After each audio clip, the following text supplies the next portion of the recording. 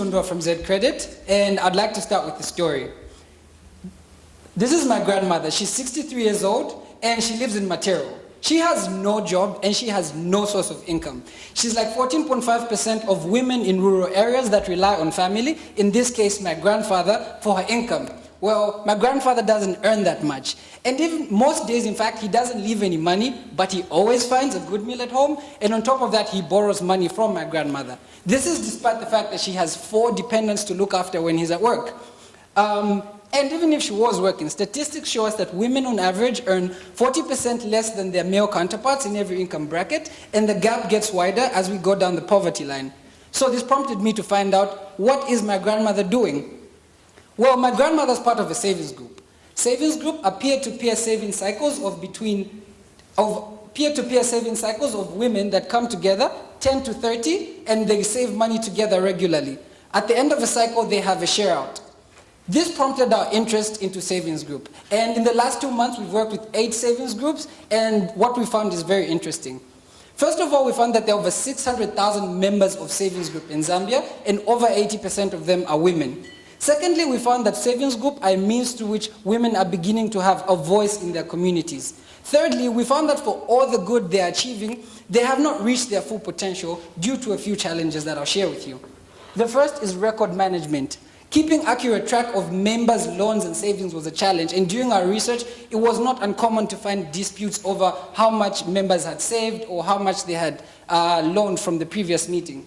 The second was cash safety. They promote the use of lockable cash boxes and put large amounts of money in these boxes, but this brings about the risks of fraud and theft. Thirdly was transparency. One group we visited counted 89,000 kwacha in cash in the sake of transparency, but this defeated the purpose because it prolonged the meeting by 2 extra hours, and on top of that, the less literate members still couldn't really grasp what was going on. There had to be a better way to do this. In collaboration with these 8 groups, we decided to design a solution that makes their life better. And we came up with this wallet. So this is basically a digital wallet for savings group members that does 3 things. It digitizes records, it quickens processes, and it virtualizes transactions.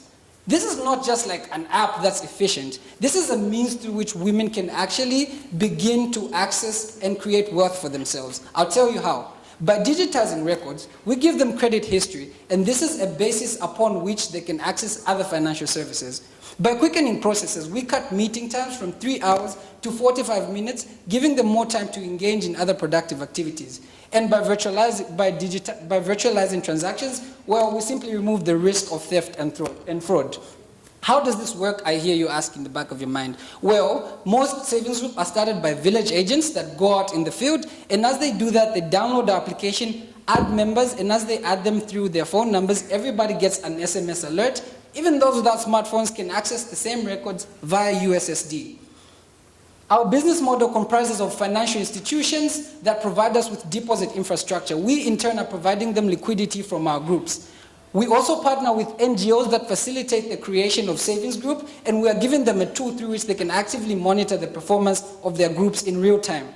We make money through transaction charges and through monthly subscription and the sale of data that's on our application. So savings groups have increased in number and scale in the last few years. I mean, in 2015, Africa had 5 million savings groups, Zambia had only 100,000. And this is 2018. Africa has 7 million and is expected to reach 20 million. And Zambia is currently at 600,000, and FSDZ predicts that this number can reach 1 million as well. Our market is not only in Zambia, we're also in other countries. I mean, Ghana, Tanzania, and Zambia put together about $191 million from their groups in total savings. FSDZ, with about 5,000 groups they're working with, had put together about $3 million, and this is the market we're going after, and we're currently working with FSDZ to pilot our solution to their members. We're asking for this $5,000. It will enable us to activate the wallets with our financial partners that will interact in real time with our application. Our team comprises of myself, Tundwa Siyubo, Dominic Kapalu, who has experience in banking and finance, Chanza, a software developer, Joe, who is also a software developer with business administration experience. And Rhoda has worked with over 7,000 households with RuralNet on complex research. Thank you very much for listening. Join the savings group today.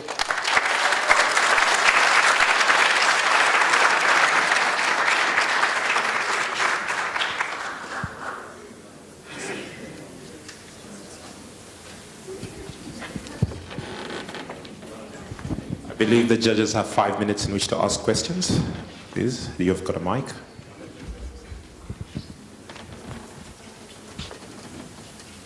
Maybe you can just begin by unpacking what transactions you're focusing on in terms of this solution and how you arrived at deciding those transactions. Okay, so the transactions that we're looking at virtualizing are the transactions between members. So savings groups are basically operated in 4 sessions.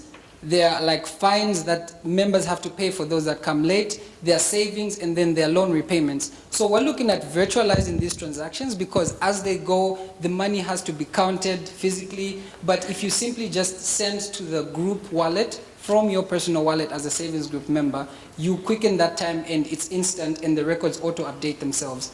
And this removes the whole process of people having to count money physically in the group.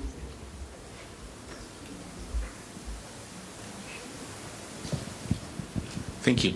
I've got 2 questions. The first one relates to the demo that you showed us on the presentation takes into account the smartphone. And in your pitch indicated that the registration process is done through the use of the smartphone.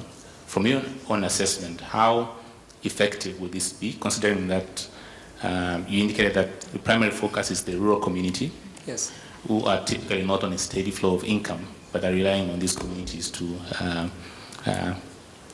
gain access to capital as well as run their livelihoods. The second point is you indicated something around the sale of data to third parties. I just want you to highlight some of the considerations that you've taken into account around the ethics of selling this data to third parties and the security around this data to which you'd be selling to third parties. Thank you. I'll start with the data part. So for data, it's basically for institutions that would be interested in creating extra products around insurance or giving out credit to savings group. Our data is a basis upon which they can design their product. And that's what we're looking to leverage to third parties that would be interested in this data.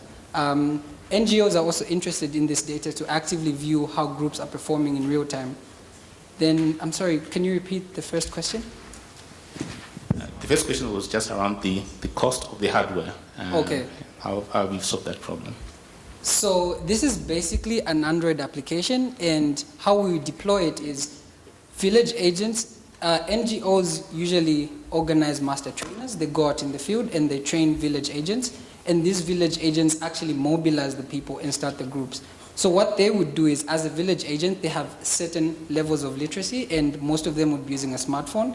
They would download the application, add members, and even members without smartphones can still view records, and they get SMS alerts of whatever is going on during. Since, like I said, there are 4 sessions in each savings group meeting, and after each session, I will get an SMS alert, and at the end of the meeting, I get an SMS summary.